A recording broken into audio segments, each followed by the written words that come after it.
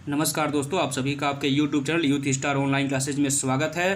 तो जैसा कि हम लोगों ने कल बायोलॉजी के रिवीजन क्लास लिए थे, ठीक है, जिसमें हम लोगों ने लगभग 100 प्रश्नों को देखा था।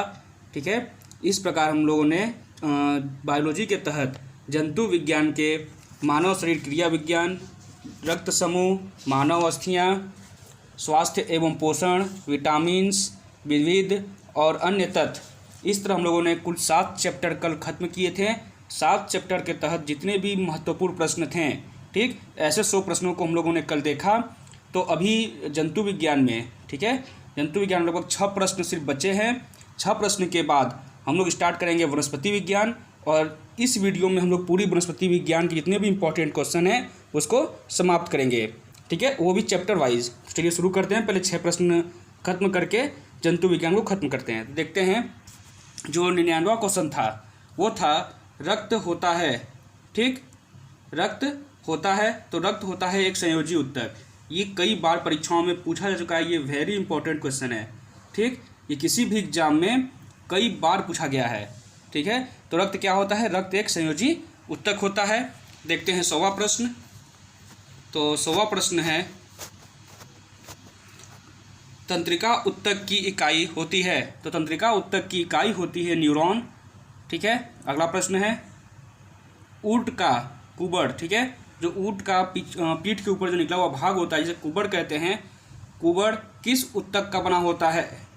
ठीक है, तो ऊंट का जो कुबड़ होता है वो वसामय उत्तक का बना होता है, जिसमें ऊंट जल संचय करके रखा रहता है, ठीक है। और जब उसे पानी की आवश्यकता होती है और उसे पानी उपलब्ध नहीं होता तो वही उस कुबड़ में जो वसा के रूप में जो जमा होता है उसी से वो अपनी प्यास को खत्म करता है। इसलिए ऊंट कई दिनों तक बिना पानी के भी जीवित रह सकने वाला जीव है। अगला प्रश्न है, दांत का शिखर किससे बना होता है? तो जो दांत का शिखर होता है वो एनामिल से बना होता है। अगला प्रश्न है, आनुवंशिकता के जनक किसे कहते हैं? तो आनुवंशिकता के जनक जो है उन्हें मेंडल को कहते हैं, ठीक है। मेंडल को ही आनुवंशिकता का जनक या आनुवंशिकता का पिता कहते हैं। नेक्स्ट है, जीन है। तो जीन डीएनए का एक भाग होता है। अगला प्रश्न है, जीनेटिक्स निम्नलिखित में से किसका अध्ययन है? तो जीनेटिक्स जो है वो आनुवंशिकता और विचरण का अध्ययन है, ठीक है। यानी जीनेटिक्स के अंतर्गत ही हम लोग आनुवंशिकता और उसके विचरण का अध्ययन करते हैं। अगला प्रश्न है, अब जंतु विज्ञान के जितने भी महत्वपूर्ण क्वेश्चन थे चैप्टर वाइज, ठीक है, हम लोगों ने कंप्लीट कर लिए। अब हम लोग स्टार्ट करेंगे वनस्पति विज्ञान, ठीक, वनस्पति विज्ञान। और वनस्पति विज्ञान में पहला चैप्टर है वनस्पति विज्ञान और उसकी शाखाएं। चलिए देख लेते हैं। पहला प्रश्न है इसमें, हिस्टोरिया प्लेंटेरम पुस्तक के लेखक कौन है?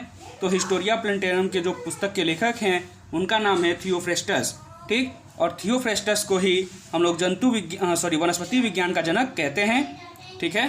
नेक्स्ट है, हिस्टोरिया एनिमेलियम पुस्तक के लेखक कौन है? तो हिस्टोरिया एनिमेलियम पुस्तक के लेखक हैं अरस्तु। अरस्तु को ही हम लोग जंतु विज्ञान के जनक और जीव विज्ञान के जनक, ठीक है, दोनों अरस्तु को ही कहते हैं। नेक्स्ट है, जीव विज्ञान शब्द का प्रयोग सबसे पहले किसने किया था? ठीक है, तो इसके ऑप्शन है, अरस्तु ने, पुरकिंजे ने, वान माल ने और लेमार्क और ट्रेवेनस ने। तो इसका सही जवाब जो होगा वो होगा लेमार्क था ट्रेवेनस ने ही सबसे पहले जीव विज्ञान शब्द का प्रयोग किया था।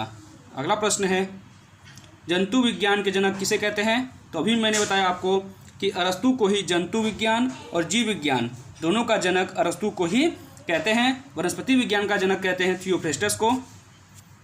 अगला प्रश्न है, वनस्पति शास्त्र का जनक कौन है? तो वनस्पति शास्त्र के जनक हैं थियोफ्रास्टस। अगला प्रश्न है, चिकित्सा शास्त्र का जनक किसे कहते हैं? तो चिकित्सा शास्त्र का जनक कहते हैं हिप्पोक्रेटस को। और चिकित्सा शास्त्र के जितने भी विद्यार्थी होते हैं उन्हें हिप्पोक्रेटस के ही शपथ दिलाई जाती है। अगला प्रश्न है, निम्नलिखित में से कौन सा एक सही सुमेलित नहीं है? तो इसमें आपको देखना है। तो पहला दिया है फूलों की खेती। तो फूलों की खेती को कहते हैं फ्लोरिकल्चर। दूसरा है फलों की खेती, फलों की खेती को कहते हैं एग्रोनॉमी। तीसरा है सब्जियों की खेती, ठीक है, सब्जियों की खेती को हार्टिकल्चर नहीं कहते, यानी ये गलत है। फलों की खेती को कहते हैं पोमोलॉजी, ये बिल्कुल सही है, यानी ये पहला, दूसरा और चौथा सही है, तीसरा गलत है। तो हम लोग का जो सही आंसर होगा वो सी होगा। अगला प्रश्न है जीवों एवं वातावरण की अंतर अभिक्रिया से संबंधित जीव विज्ञान की शाखा को क्या कहते हैं? तो जीवों और वातावरण की अंतर अभिक्रिया से संबंधित जीव विज्ञान की शाखा को पारिस्थितिकी कहते हैं। इसी को इंग्लिश में कहते हैं इकोलॉजी। ठीक है, इसी को इंग्लिश में कहते हैं इकोलॉजी। अगला प्रश्न है सिल्वीकल्चर वनस्पति विज्ञान की वह शाखा है जिसमें वर्णन होता है। तो सिल्वीकल्चर में वन के विकास का वर्णन होता है। अगला प्रश्न है सजावटी वृक्ष तथा झाड़ियों के संवर्धन से संबंधित अध्ययन क्या कहलाता है? तो सजावटी वृक्ष और झाड़ियों के संवर्धन से संबंधित अध्ययन को हम लोग आर्बोरिकल्चर कहते हैं। अगला प्रश्न है स्पर्मोलॉजी में किसका अध्ययन होता है? तो स्पर्मोलॉजी में बीज का अध्ययन होता है। नेक्स्ट है एग्रोस्टोलॉजी में अध्ययन होता है। तो एग्रोस्टोलॉजी में हम लोग अध्ययन करते हैं घासों का। अगला प्रश्न है फलों के संवर्धन के विज्ञान को क्या कहते हैं? फूलों के। तो फूलों के संवर्धन के विज्ञान को फ्लोरिकल्चर कहते हैं। ठीक, फ्लोरी इसमें भी एफ आ रहा है और फ्लावर में भी एफ आता है, यानी एफ से आप समझ जाएंगे आप कि फ्लावर के संवर्धन के विज्ञान को फ्लोरिकल्चर कहते हैं। अगला प्रश्न है पुष्पों का अध्ययन क्या कहलाता है? तो पुष्पों का अध्ययन एंथोलॉजी कहलाता है। अगला प्रश्न है फलों का अध्ययन क्या कहलाता है? तो फलों का अध्ययन कहलाता है पोमोलॉजी। दूसरा चैप्टर है पादप जगत का वर्गीकरण। ठीक है, तो चलिए देखते हैं दूसरे चैप्टर में कौन कौन से प्रश्न इंपॉर्टेंट हैं। तो पहला प्रश्न है जीवाणु की खोज किसने की थी? तो जीवाणु की खोज की थी ल्यूवेनहॉक ने। ठीक, ल्यूवेनहुक ने। अगला प्रश्न है जीवाणुविक कोशिकाओं में नहीं होता है। तो जीवाणुविक कोशिकाओं में सूत्रकणिका नहीं होता है। अगला प्रश्न है बैक्टीरिया में पाया जाने वाला प्रकाश संश्लेषी आशय कहलाता है। तो बैक्टीरिया में जो पाए जाते हैं प्रकाश संश्लेषी आशय उन्हें वर्णकीलक कहते हैं। ठीक है, वर्णकीलवक कहते हैं। क्या कहते हैं? वर्णकीलवक। अगला प्रश्न है प्रशीतन खाद्य परिरक्षण में मदद करता है। ठीक है, तो इसमें जो मदद करता है वो जैव रासायनिक अभिक्रिया की दर को कम करने में। अगला प्रश्न है दही जमने में निम्नलिखित में से किस सूक्ष्म जीव का प्रयोग किया जाता है? तो दही को जमाने में जो सूक्ष्म जीव का प्रयोग होता है उसका नाम है लैक्टोबैसिलस। अगला प्रश्न है इबोला क्या है? तो इबोला एक वायरस है।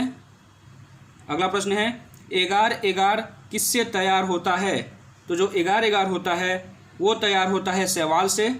ठीक, अगला प्रश्न बहुत ही मोस्ट इंपॉर्टेंट क्वेश्चन पेनिसिलिन की खोज किसने की थी? तो पेनिसिलिन की खोज की थी अलेक्जेंडर फ्लेमिंग ने। अगला प्रश्न है मशरूम क्या है? तो मशरूम एक प्रकार का कवक है। अगला प्रश्न है एफ्लाविस किससे बनते हैं? तो एफ्लाविस बनते हैं कवक से। नेक्स्ट है लाइकेन जो एक नग्न चट्टान पर भी पारिस्थितिक अनुक्रम को प्रारंभ करने में सक्षम है, वास्तव में किसके सहजीवी साहचर्य हैं? तो इसका जो सही उत्तर होगा वो होगा शैवाल और कवक के। अगला प्रश्न है लिटमस किसमें से निकाला जाता है? तो जो लिटमस पेपर होता है वो लाइकेन से निकाला जाता है। अगला प्रश्न है निम्नलिखित में से कौन प्रदूषण संकेतक पौधा है? तो लाइकेन जो होता है वो प्रदूषण संकेतक पौधा होता है। अगला प्रश्न है वनस्पति जगत में निम्नलिखित में से किसको जल स्थल चर यानी उभयचर कहते हैं, जो कि जल में भी रहे और स्थल पर भी रहे? तो ऐसे जीवों को कहते हैं ब्रायोफाइटा। ऐसे वनस्पतियों को कहते हैं ब्रायोफाइटा। अगला प्रश्न है चट्टानी स्तरों पर लाइकेन विकास को क्या कहते हैं? तो जो भी लाइकेन जो चट्टानी स्तरों पर विकास करते हैं उन्हें कहते हैं सेक्सिकोलस। ठीक, सेक्सिकोलस। अगला प्रश्न है अगला चैप्टर है पादप आकारिकी, तीसरा चैप्टर बॉटनी का। तो देखते हैं पहला प्रश्न है पान की लता में बनने वाली जड़ कौन सी होती है? तो जो भी पान की लता में जड़ बनते हैं वो आरोही जड़ होती है। अगला प्रश्न है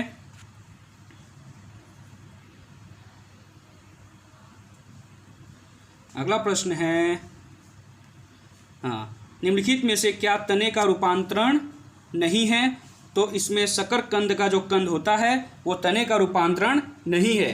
तने का रूपांतरण है आलू का कंद, अरबी का घनकंद और प्याज का बल्ब। ये तीनों जो हैं वो तनों का रूपांतरण होते हैं। अगला प्रश्न है फूल गोभी में पौधे का उपयोगी भाग कौन सा होता है? तो फूल गोभी में जो भाग हम लोग खाते हैं, जिसका उपयोग हम लोग करते हैं, वो ताज़ा पुष्प समूह होता है। अगला प्रश्न है, जीवन चक्र की दृष्टि से पौधे का सबसे महत्वपूर्ण अंग कौन सा है? तो जीवन चक्र की दृष्टि से पौधे का सबसे महत्वपूर्ण अंग जो होता है वो पुष्प होता है। अगला प्रश्न है, कैक्टस में सूल यानी स्पाइंस किसका रूपांतरण है? तो जितने भी कैक्टस के पौधे होते हैं उनमें जो कांटे निकले होते हैं, ठीक, वो पत्ते का रूपांतरण होते हैं। अगला प्रश्न है, आभासी फल का उदाहरण है, बहुत ही मोस्ट इंपॉर्टेंट क्वेश्चन है। तो आभासी फल का उदाहरण सेब है। अगला प्रश्न है, निम्नलिखित में से कौन सा फल अनिषेक फलनीय है? तो इसका सही जवाब होगा केला। केला जो होता है वो अनिषेक फलनीय फल है। अगला प्रश्न है, इनमें से कौन सत्य फल का उदाहरण है? तो इनमें से जो आम है वो सत्य फल का उदाहरण है। अगला प्रश्न है, निम्नलिखित में से कौन सा एक लक्षण पादप के तने के रूपांतरण का एक संकेत है? तो इसका सही जवाब होगा आलू में आँख का पाया जाना, ठीक, ये तने के रूपांतरण का एक संकेत है। अगला प्रश्न है, अनानास जिसको कि पाइनएप्पल कहते हैं किस प्रकार का फल है? तो जो अनानास यानी पाइनएप्पल होता है वो साइकोनस प्रकार का फल होता है। अगला प्रश्न है, निम्नलिखित में से कौन सा एक कीटाहारी पादप है? ठीक है, कीटाहारी पादप के बारे में इसमें पूछा है और ये बहुत ही ज़्यादा मोस्ट इंपॉर्टेंट क्वेश्चन है क्योंकि ये कई बार एसएससी पूछा है। तो इसका जो सही उत्तर होगा वो होगा घटपर्णी। घटपर्णी एक ऐसा पौधा होता है जो इस आकृति का होता है, यहाँ पे उसकी पत्ती निकली होती है। जैसे ही कोई कीट यहाँ पे आता है यानी इस पत्ती के संपर्क में आता है, ये तुरंत बंद हो जाता है और कीट इसी के अंदर बंद होकर मर जाता है। अगला प्रश्न है, वर्गीकरण की कैरोलस लीनियस प्रणाली है। तो वर्गीकरण की कैरोलस लीनियस जो प्रणाली है वो द्विपद प्रणाली है। अगला प्रश्न है, हशीश पौधे से प्राप्त की जाती है, यह बताइए कि वो पौधे के किस भाग से प्राप्त की जाती है? तो जो हशीश होता है ये पौधे के तने तथा नर पुष्पक्रम के निस्राव से प्राप्त की जाती है। अगला प्रश्न है, क्रिकेट के बल्ले बनाने के लिए निम्नलिखित में से किस लकड़ी का प्रयोग किया जाता है? तो जो क्रिकेट के बल्ले बनाए जाते हैं उसके लिए सेलिकस परप्यूरिया का प्रयोग करते हैं। नेक्स्ट है, 5 जगत वर्गीकरण किसने किया था? तो जो 5 जगत वर्गीकरण किया था वो किया था व्हिटेकर ने। अगला प्रश्न है, तो केसर मसाला बनाने के लिए हम लोग जो प्रयोग करते हैं वो पौधे का वर्तिकांग प्रयोग करते हैं, ठीक है, यानी केसर मसाला बनाने के लिए पौधे का वर्तिकांग भाग प्रयोग किया जाता है। नेक्स्ट है, सिनकोना की छाल से प्राप्त औषधि को मलेरिया उपचार, ठीक है, सबसे इंपॉर्टेंट यहाँ पे देख लीजिए, मलेरिया उपचार के लिए सिनकोना की छाल का प्रयोग करते हैं, ठीक। तो प्रश्न पूछा है, सिनकोना की छाल से प्राप्त औषधि को मलेरिया उपचार के लिए प्रयुक्त किया जाता है। जिस कृत्रिम औषधि ने इस प्राकृतिक उत्पाद को प्रतिस्थापित किया वह है। तो इसका जो सही उत्तर होगा वो होगा क्लोरोक्विन। नेक्स्ट है, इस पेड़ की छाल मसाले के रूप में प्रयोग की जाती है। तो दालचीनी की जो छाल होती है उसे मसाले के रूप में प्रयोग करते हैं। नेक्स्ट है, मिर्च का तीक्ष्णता का कारण क्या है? तो जो मिर्च होती है वो बहुत तीखी होती है, तो उसके तीखे होने का कारण है कैप्साइसिन की उपस्थिति, यानी कैप्साइसिन की उपस्थिति के कारण जो मिर्च होती है वो बहुत तीखी होती है। नेक्स्ट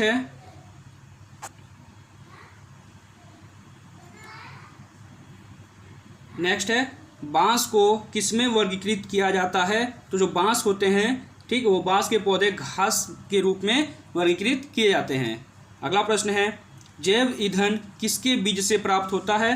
तो जैव ईंधन जो होता है वो जेट्रोफा के बीज से प्राप्त होता है। नेक्स्ट चैप्टर है पादप कार्य की। पहला प्रश्न है, पौधों में वाष्पोत्सर्जन किसकी प्रक्रिया है? तो पौधों में जो वाष्पोत्सर्जन की प्रक्रिया होती है वो जल हानि की प्रक्रिया है। नेक्स्ट है, जल बिंदुओं के रूप में जल की हानि क्या कहलाती है?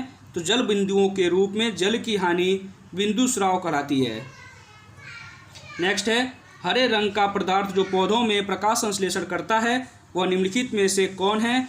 तो पौधों में जो क्लोरोफिल होता है जो कि हरे रंग का पदार्थ होता है वह प्रकाश संश्लेषण करता है। नेक्स्ट है, पौधे वो पेड़ का खाना तैयार करने की प्रक्रिया क्या कहलाती है?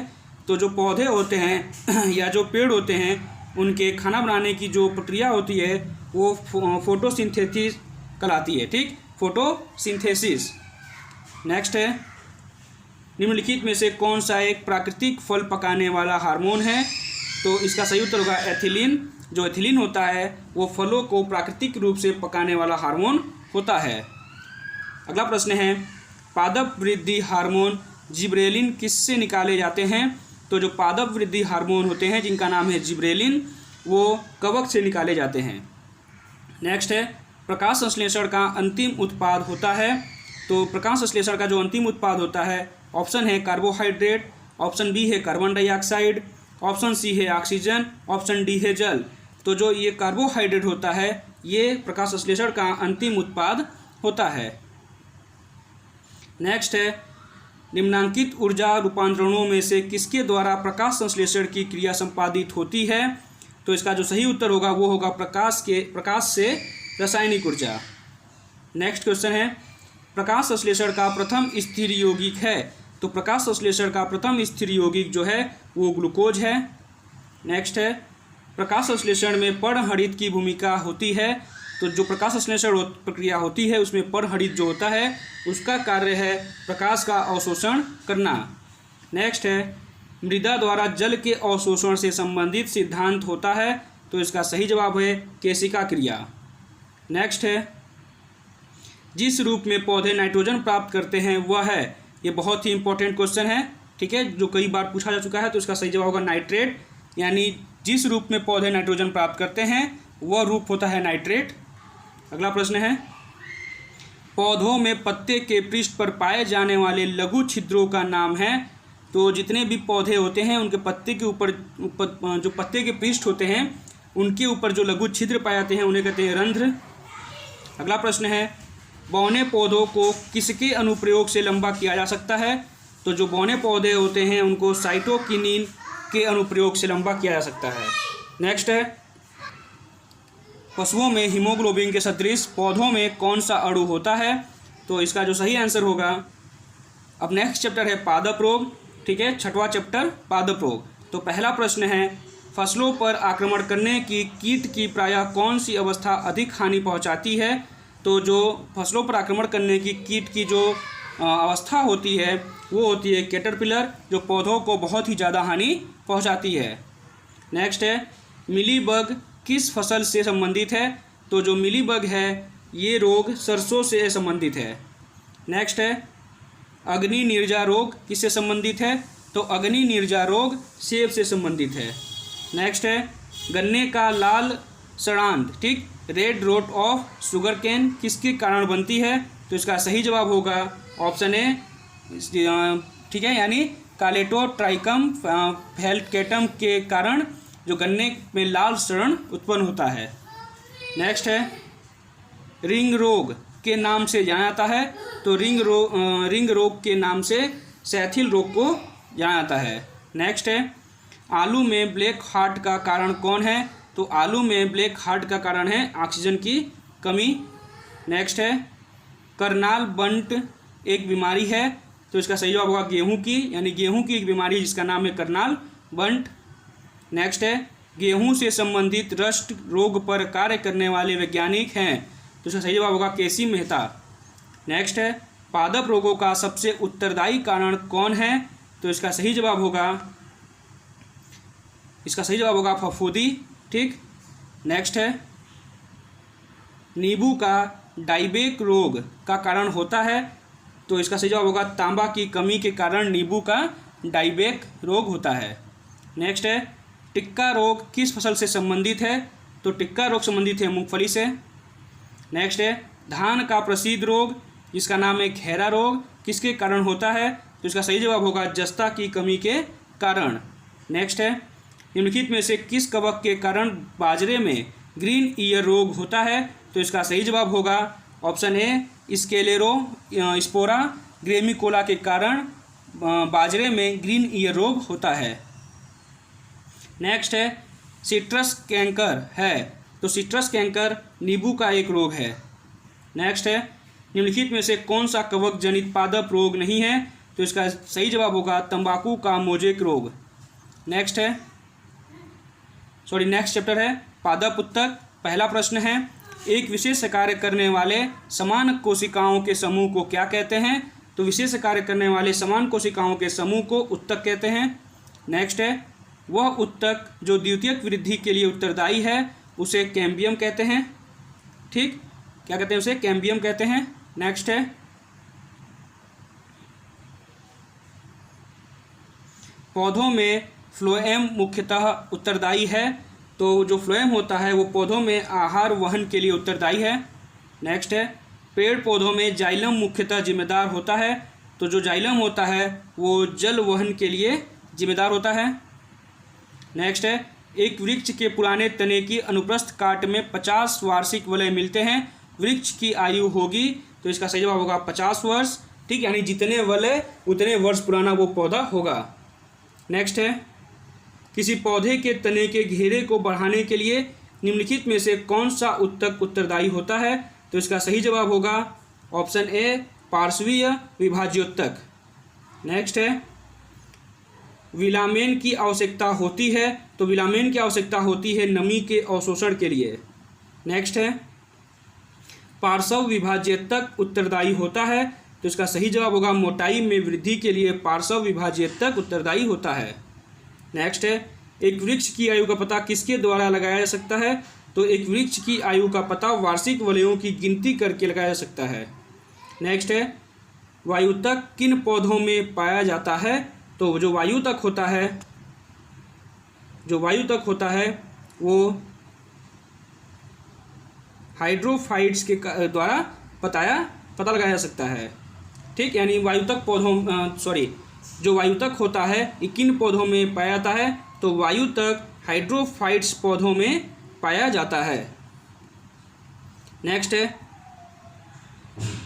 आर्किड में विलामेन उत्तक पाया जाता है। तो जो आर्किड होते हैं उनमें विलामेन उत्तक मूलों में पाया जाता है।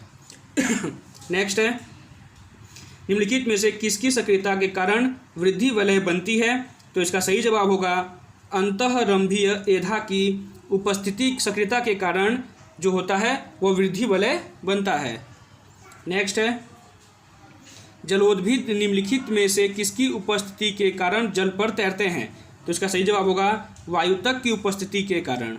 नेक्स्ट है, शीर्षस्थ विभाज्योतक उत्तरदायी होता है। तो जो शीर्षस्थ विभाज्योतक होता है वो लंबाई में वृद्धि के लिए उत्तरदायी होता है। नेक्स्ट है, रंध्रों की संख्या न्यूनीकृत होती है तथा ये धसे होते हैं। तो इसका सही जवाब होगा समोद्भिद पौधों में। ठीक, नेक्स्ट है पादप आनुवंशिकी। पहला प्रश्न है, हरगोविंद खुराना को किस आविष्कार के लिए सम्मानित किया गया था? तो जो हरगोविंद खुराना थे इन्होंने जीन संश्लेषण का पता लगाया था, इसी के लिए इन्हें सम्मानित किया गया था। नेक्स्ट है, प्रयोगशाला में सर्वप्रथम डीएनए का संश्लेषण किसने किया था? तो डीएनए का संश्लेषण सबसे पहले प्रयोगशाला में डॉक्टर खुराना ने किया था। नेक्स्ट है, आनुवंशिकी उत्परिवर्तन होता है। तो इसका सही जवाब होगा क्रोमोसोम से। नेक्स्ट होगा आनुवंशिकता यानी जेनेटिक्स शब्द किसने गढ़ा है? तो जेनेटिक्स शब्द का सबसे पहले प्रयोग किया था वैटसन ने। नेक्स्ट है, मेंडल ने मटर के पौधों का चयन किया क्योंकि इनमें विपर्यायी लक्षण उपस्थित थे। नेक्स्ट है, मेंडल के नियमों का एक अपवाद है। तो इसका सही जवाब होगा सहलग्नता। नेक्स्ट है, जीन जो होते हैं जीन्स वो बने होते हैं। तो इसका सही जवाब होगा डीएनए के बने होते हैं जीन्स।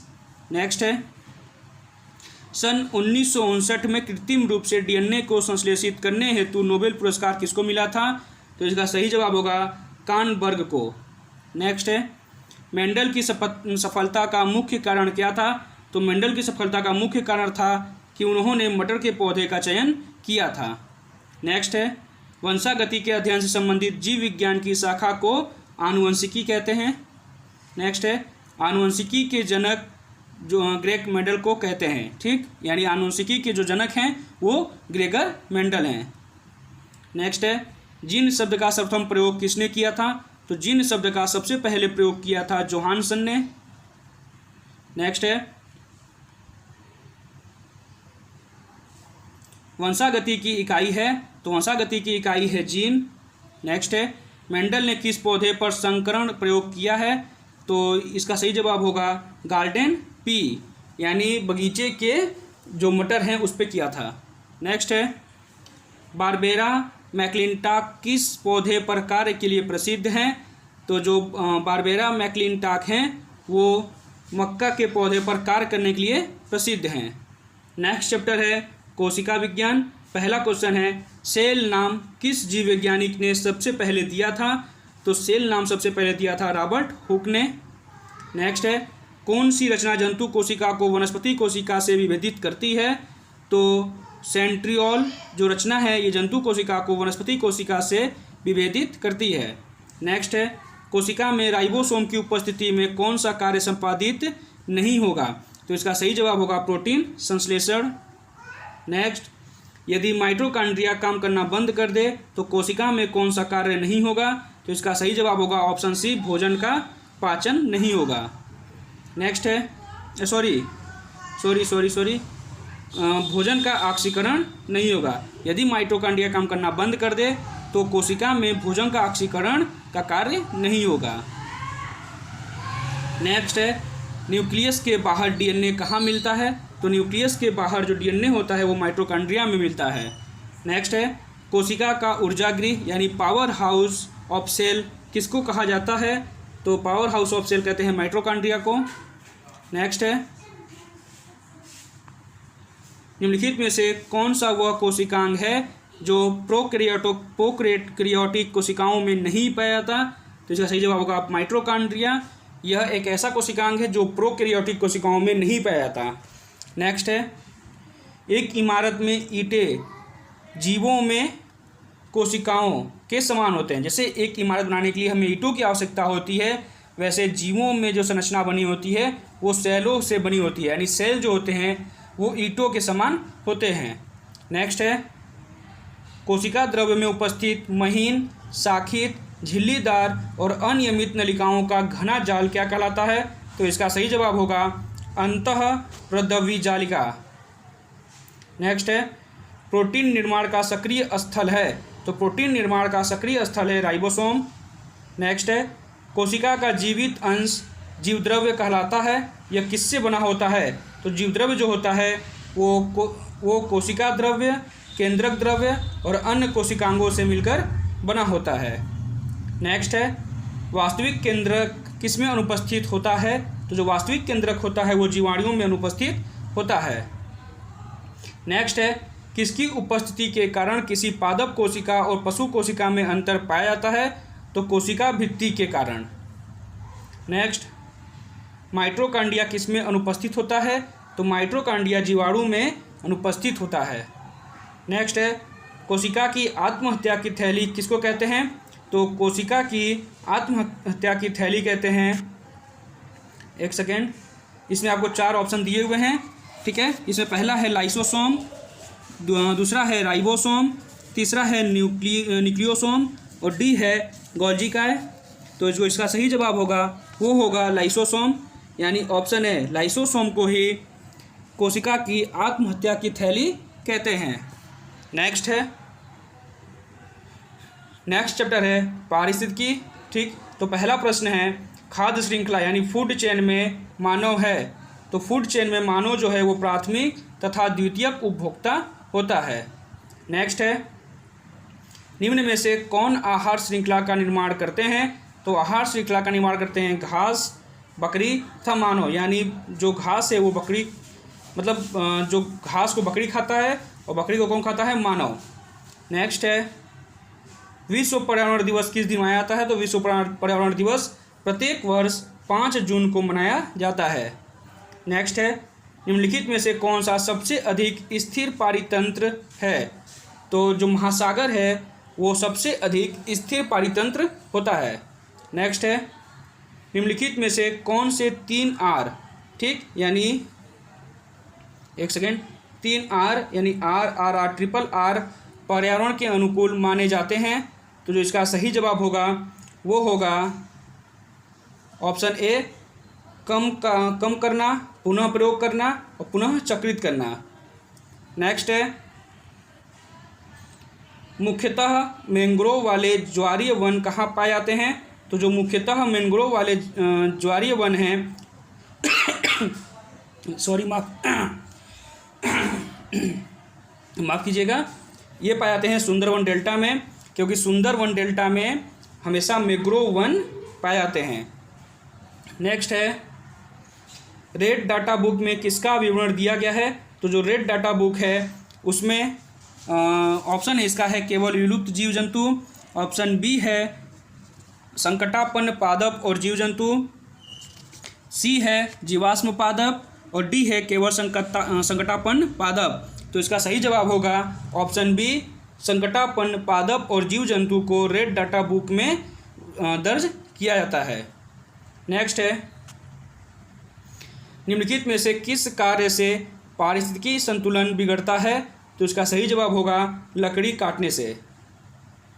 नेक्स्ट है अपने ही वातावरण में एक जैव समुदाय जैसे तालाब, वन, महासागर, यहाँ तक कि एक जलजीवशाला थी को क्या कहा जाता है? इसका सही जवाब होगा पारिस्थितिकी तंत्र कहते हैं। नेक्स्ट है निम्नलिखित में से कौन सी हरित गृह गैस नहीं है? तो इसका सही जवाब होगा नाइट्रोजन जो है वो हरित गृह गैस नहीं है। कार्बन डाइऑक्साइड, मीथेन और नाइट्रस ऑक्साइड ये ग्रीन हाउस गैस होती हैं। नेक्स्ट है इकोसिस्टम शब्दावली किसने प्रस्तुत की थी? ठीक है, तो इकोसिस्टम शब्दावली जो प्रस्तुत की थी उनका नाम है टेंसले। नेक्स्ट निम्नलिखित में से कौन सा एक पारितंत्र शब्द का सर्वोत्कृष्ट वर्णन है? तो इसका सही जवाब होगा जीवों का समुदाय और साथ ही वह पर्यावरण जिसमें वे रहते हैं, यानी ऑप्शन सी। नेक्स्ट है पारिस्थितिकी तंत्र के दो घटक कौन से हैं? तो पारिस्थितिकी तंत्र के जो दो घटक हैं वो जैविक और अजैविक हैं। नेक्स्ट है निम्नलिखित पदार्थों में से कौन से ओजोन रिक्ति कारक हैं? तो इसमें आपको 3 दिए हुए कथन, इन तीनों में बताना है कि कौन कौन से होंगे। तो पहला है क्लोरोफ्लोरोकार्बन जो बिल्कुल सही है, दूसरा है हेलोन्स ये भी सही है, तीसरा है कार्बन टेट्राक्लोराइड ये भी सही है, यानी 1, 2, 3 तीनों जो है वो सही होगा, यानी ऑप्शन डी आपका सही होगा। नेक्स्ट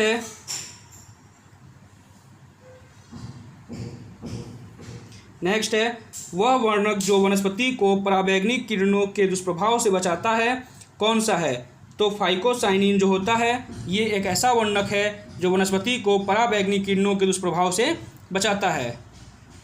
अंतिम चैप्टर का नाम है आर्थिक वनस्पति विज्ञान। ठीक, तो पहला प्रश्न है कंचन एक उन्नत किस्म है? तो कंचन जो है वो आंवला का एक उन्नत किस्म है।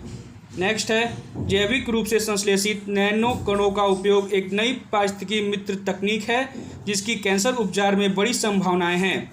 इस तकनीक में एक पौधे के निचोड़ का उपयोग करते हैं, यह पौधा है। तो इसका सही जवाब होगा ऑप्शन बी। ठीक, ऑप्शन बी यानी पार्थिनियम। नेक्स्ट है लिटमस अम्ल क्षार सूचक होता लिटमस जो होता है वो अम्ल क्षार सूचक प्राप्त होता है। तो इसका सही जवाब होगा ऑप्शन बी लाइकेन से। नेक्स्ट है निम्नलिखित फलीदार पौधों में से कौन सा पेट्रोपादप भी है? तो इसका सही जवाब होगा ऑप्शन डी करंज।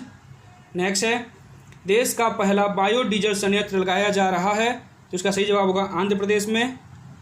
नेक्स्ट है बायोडीजल बनाने में किस वनस्पति का उपयोग किया जाता है? तो इसका सही जवाब होगा रतन जोत का। नेक्स्ट है बायोडीजल पौधा कहलाता है, ऑप्शन डी है इसका सही आंसर जेट्रोफा। नेक्स्ट है ऊर्जा के वैकल्पिक स्रोतों के संदर्भ में एक व्यवहार्य जैव ईंधन एथेनॉल इनमें से किससे प्राप्त किया जा सकता है? तो इसका सही जवाब होगा ऑप्शन सी गन्ना से। नेक्स्ट है चिलगोजा निम्न में से किस एक प्रजाति के बीज से प्राप्त होता है? तो जो चिलगोजा होता है वो पाइन के बीज से प्राप्त होता है। नेक्स्ट है सीरा अति उत्तम कच्चा माल है। तो इसका सही जवाब होगा ऑप्शन सी पावर एल्कोहल के लिए। नेक्स्ट है शीतल पेयों जैसे कोला में पर्याप्त मात्रा में होता है। तो जो कोला होता है उसमें पर्याप्त मात्रा में कैफीन होता है। नेक्स्ट है कैफीन क्षारक उपस्थित रहता है? तो इसका सही जवाब होगा ऑप्शन सी, चाय और कॉफ़ी दोनों में ही कैफीन क्षारक उपस्थित रहता है।